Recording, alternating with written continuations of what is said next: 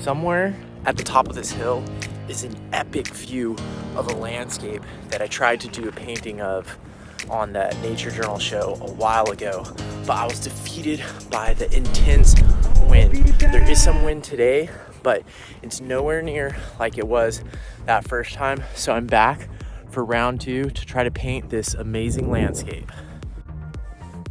Now I just have to hike up the hill and not get distracted by all the snakes. There's a lot of snakes out. It's one of the warmest days of the year so far. Lots of cool snakes out here basking.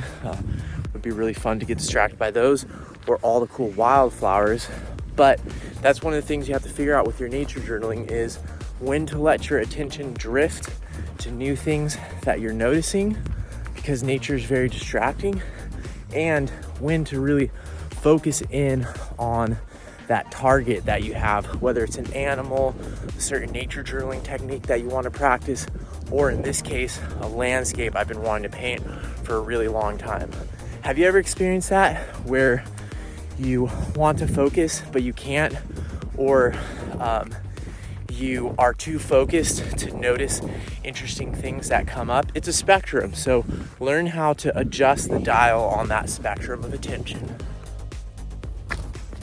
Normally I say to take your nature journal out as soon as possible, but in this case, because I have a target up ahead and I don't want to get distracted right away, I want to walk more than just the first 10 feet past where I parked my car. Because of all that, I'm going to keep my nature journal stashed away until I get to my destination.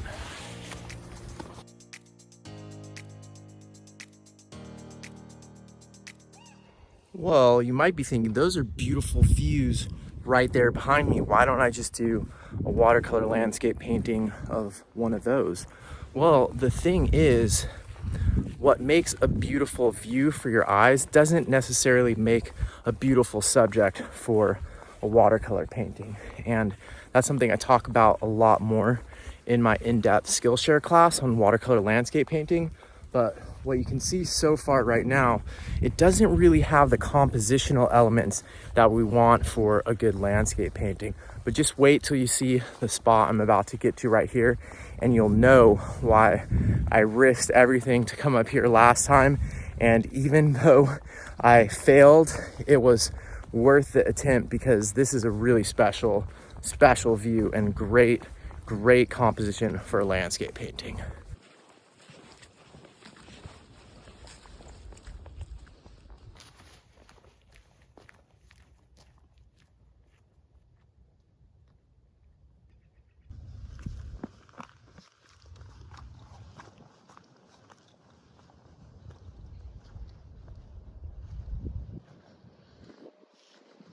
The woodpecker poop, pastry crumbs, and graffiti aren't going to stop us from painting a landscape, because this location is epic. Just look at that. First, I'm going to create some frames for my sketches and my thumbnails, and then I'm going to do my metadata where I put date, location, weather, all that good stuff. Next, I'm going to draw my thumbnails showing different possible views and crops. Remember, these thumbnails are your chance to do visual problem solving and figure out which landscape would look the best and how to crop it. Because keeping it small is essential. Space is time. I got that part down with 3 thumbnails, learned a lot, made some mistakes that I'd rather make small than once I get to the big drawing. Now I'm going to add a little bit of watercolor to those, see if I can learn a little bit more before I go to my bigger landscape painting. As I add color, I want to make sure that my value composition is still compelling and that there is a good balance between the light and dark spaces. A lot of times when we add color, we're so focused on the hue, the color aspect, that we forget about the value, the darkness aspect. One of the higher level lessons here is that all drawing is about decision making. So the real world offers so much information density that by definition, to create a representation of that on paper, you have to eliminate a lot of things. And those are all decisions. They might be unconscious, but they're still decisions.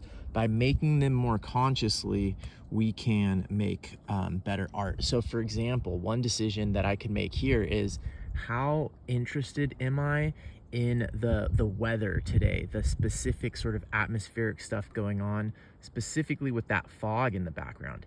Is that an important thing for me? If that's an important thing for me, I might do a lot of experiments in my drawings and my watercolor to try to achieve that effect, especially with watercolor. That is a really challenging effect. I've decided that I'm not actually interested in that what I'm more interested in is the composition and these overlapping shapes. The part of this landscape that is the same every time I come back here, and the part of this landscape that attracted me to this location in the first place. So that's what I've focused on with the learning in my thumbnails. And you can see that in each one of these, I've cropped it in a different way. It's basically zoomed in a little bit more on each one, because that's one of the other things about the real world is it's more than 360 degrees all around you, and you can't represent that on a flat piece of paper. That is very limited. So you have to do cropping, and that's something that I talk a lot. I have a whole section about that in my Skillshare watercolor landscape painting class. But here you can see I've done 3 different approaches. I've tried to get the values. A lot of the value composition work I did with just the ink at the beginning. These watercolors are not really actually representing that broad of a value range. Now I think I'm ready to go ahead and sketch into here, and I do think that 1 or 2 are the parts that I'm most interested in. Now that I have made mistakes and learned what I'm interested in on a small scale, I am ready for the bigger drawing. So I've already made a lot of my experiments, and now it's just about execution on a bigger level. It also might be about adding some more detail. As usual, I start with the palest colors when it comes to the watercolor time. In this case, that's the sky and the reflective surfaces. There is a difference between brightness and paleness, but it is difficult to get the grass dark enough relative to the sky without losing its springtime brightness. I'm also trying to correct the value relationships now without losing the accuracy of the hues. Getting in a few colors to represent those buildings there was probably one of the hardest parts. Now I'm still just trying to get this grass to the right value and add a few last details and darken a few more things so that I have a good value range. This whole time I keep looking up and checking the landscape that I'm working on. Always be looking at what you're working from and checking your values. The weather was definitely way more on my side at this time. The sun was bright, so I used glasses, because when the sun is hitting your paper, it can be really hard on your eyes. Sunglasses definitely help, but can't believe that I was just here in a t-shirt. Last time I was up here freezing, getting blasted by the wind, and I'm feeling pretty good about the result here. I'm really glad that I did these thumbnails to get prepared and to make some mistakes. I definitely ended up not using as much of the space for the river as I wanted, and there's definitely some things that didn't go quite according to plan. These dark lines back here aren't ideal either, but I feel like I was redeemed after the last time I had to leave here early. And remember, every time you do one of these, you get better. Doing little ones allows you to do more, which allows you to get better faster. But if you want to get better even faster than that, you should check out my Skillshare class, where I talk all about how to do watercolor landscape paintings with a bunch of special tips. So definitely check that out with the link right here. And that is how you can make better watercolor landscapes. All right, see you next week. Bye.